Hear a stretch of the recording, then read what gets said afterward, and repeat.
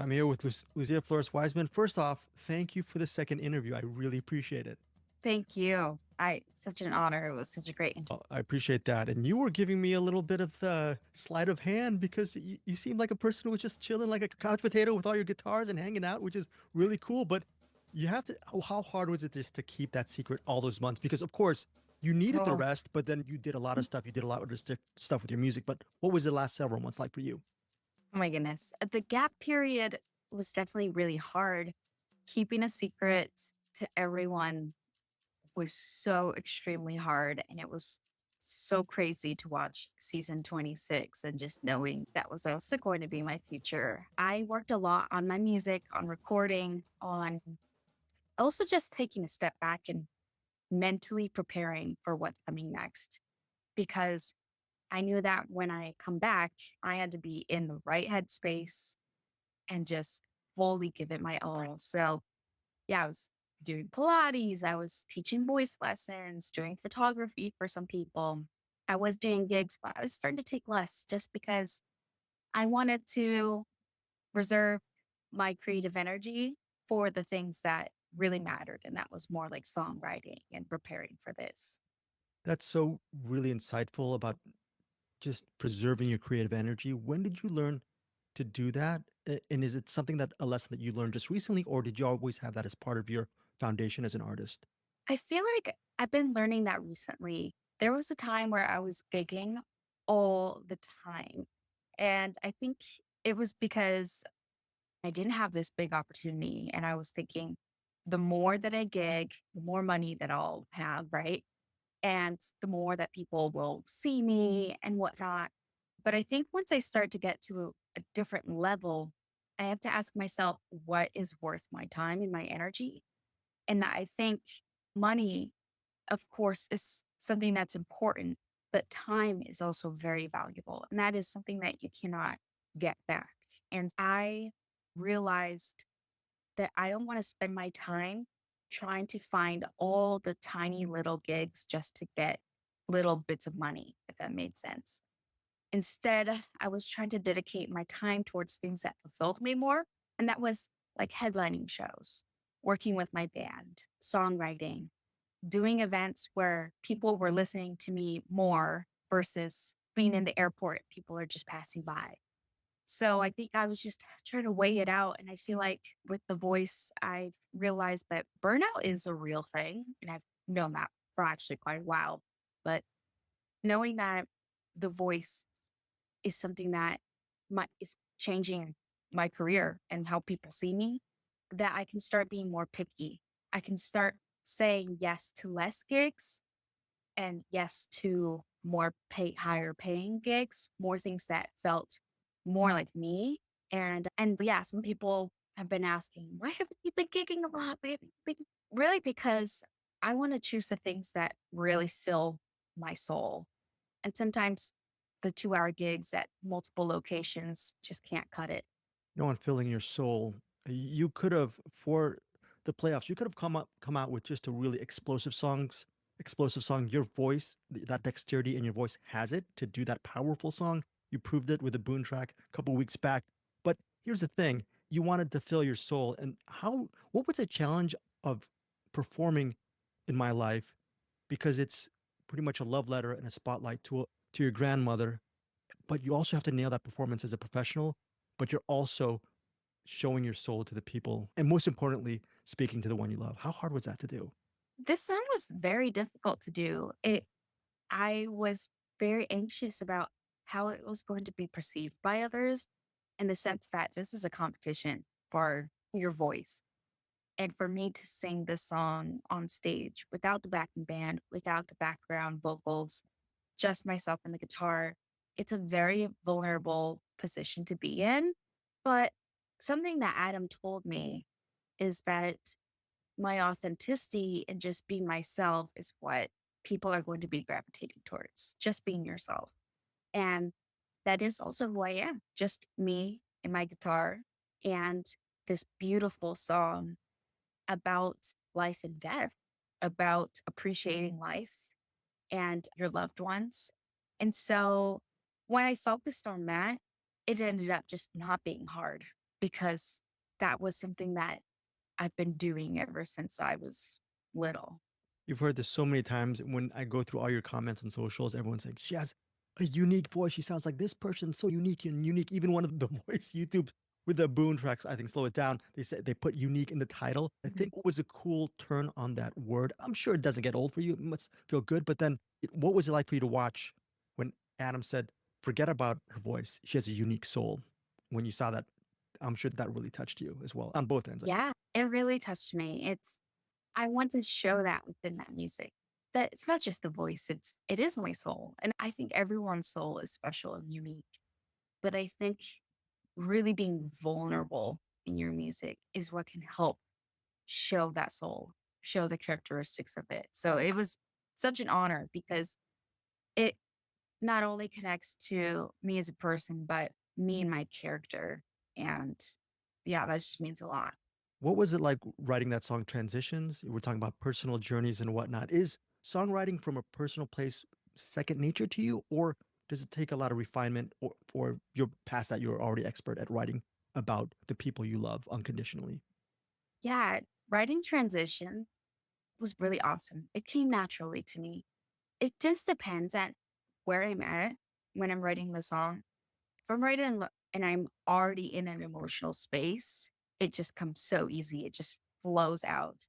If I'm not in that space, it does take extra work, extra looking back on past journaling or trying to journal more. I would say transitions. One of the reasons why I wrote it was because I was moving in with my boyfriend into our house and we're renting from my parents, which I'm super glad because there's no way we can afford prices now. But basically I've been with my boyfriend since I was 16 years old and making that transition of really, oh, we're doing this. Oh, like I'm done with college and this is like the next step. And I saw a psychic and the psychic was telling me that no, like you don't have to worry at all about this relationship. When I have anxiety and sometimes you can worry, oh my goodness, what's the meaning of life? What's the and the psychic was telling me that my spirit guides, whether it be my grandma or whatnot, was saying like, calm down, you're good. And Grandma Terry, who had passed, had said that Steven, my boyfriend, is like one in a million. And I'm so fortunate to have him. And I agree. And so in one of the lines, I said, the heavens send messages above, have guidance. And I got the words right now. But it was referencing to that, reminding myself that when I do feel those special little moments in my life, recognizing that this is the right path and that I'm with him every step of the way. I'm with myself every step of the way. I have my spirit guides, my loved ones with me every step of the way. That these transitions are not going to be difficult when I have my support system and when you have the people that you love. And so when I was in that emotional space, it wasn't hard to do. This is a bad transition myself, and I apologize for this. I want to ask about plants. I've always your passion for plants. It made me realize when you said that on your intro stuff. I was like, maybe it's like seeing something for the first time because they're all over me, but ignore them. What am I not seeing that you see? And I appreciate that passion for plants. Yeah. Honestly, I think first off, I try to get the plants that are easiest to not kill just because sometimes I'm not the best, but that's why I really want to try to make sure I take care of them the best that I can. Here's the thing. Plants are beings and they live. Like we know that they're growing just like we are. And what they need is water, light, and that's what we need. But some people might think I'm crazy, but energy is a huge thing to me. And I feel like when you have living beings around you that are meant to be cleaning your air and whatnot, it gives an energy to the house of calm, of nature, of prosperity. And so I also think in turn, we give our energy off to the plants as well. And there's been different studies of people talking to plants, speaking to them in a positive way, and talking to them in a negative way. And when you speak to plants in a negative way, normally they're dying. And when you speak to them in a positive way, they're flourishing. And I think it is such a symbol of how we should treat ourselves as well. That when we are speaking negatively about ourselves, which sometimes it's hard, we bring ourselves. And when we are speaking to ourselves in a positive way, we're flourishing and thriving. Final couple questions. What's it like to have Adam as a mentor? Because it seems to me, like, and as a coach, it seems to me he's so locked in on his artist, and there's a lot of no BS with the way he just guides and teaches. And what are you gaining from him as a fellow artist? Yeah, it's so true. Adam is very down to earth and he does not lie and he does not act for the camera. And I think that's something that people should know. And you may not see all the comments that he says on the show because if you did, how could you put that all in a TV show? But Adam, he really cares about the art and the person. And I feel like I've connected with him a lot more each time that we keep on working together. And he sees a special light in each artist. And I think that's the truth. Every single person has their own special qualities. And he has such experience in the industry, whether it be like musically or whether it be mentally. And I think a lot of people don't understand that sometimes is that this industry is also a mental game of your own confidence of yourself, what you think about yourself, all the comments of people saying things about you and staying true to yourself. And I feel like Adam has been so good at just locking in to understanding what you need to hear from him in that moment because he has tons, like a plethora of knowledge that he just really knows how to narrow it down per person.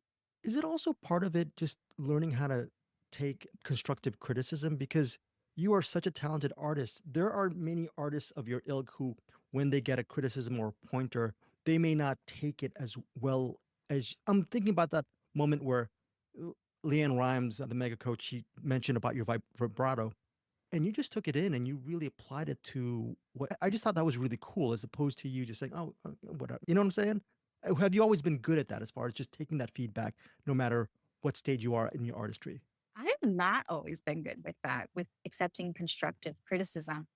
And that's because growing up having anxiety ADHD, I always saw it as an attack and felt, oh, I'm not good enough. But now I see it completely different. These are people that have such experience and they're not saying this because they want to do you ill or whatnot. They're saying this because they see the potential and they see all the great things in you that they then know how to improve it even more. And I feel as a vocal student, I had to learn that. But then now that I'm a voice teacher for some people, when I'm giving this constructive criticism and I'm being on the other, I'm only saying this stuff because I think someone can use that the advice that I say. And I really think they can apply it and just become an even better artist than what they are. I don't think it's necessarily changing who you are, but the tiny little details in a song. And for me, like when I'm singing, the details really matter. And so getting that constructive criticism from Leanne Rhymes, from Adam, I really see it as they want to see me thrive and they want to see me in my fullest potential. And they know how to do it. They're not saying this just because I'm bad or whatnot. They're saying this because I'm good, because they know that I can do even better. So your final question, towards the early chapters of The Voice, you were manifesting your way through the first round through the blinds, and wondering now, looking back at your journey right where you are right now, did you feel like you manifested yourself to where you are now, or are you absolutely in shock and surprised that you are going to the lives? I appreciate you for saying that and saying this in hopefully the least cocky way. I really think that I have manifested where I am today in the competition and also through hard work. I think it's a combination of like hard work, luck, manifestation, all of that. I would be lying if I said I'm surprised. And what I mean by that is I've worked really hard and I think so many people are talented on this show and everyone can be up to this point in the competition. But I think believing in yourself is one of the most important things. And staying mentally strong is one vital thing to do during this experience.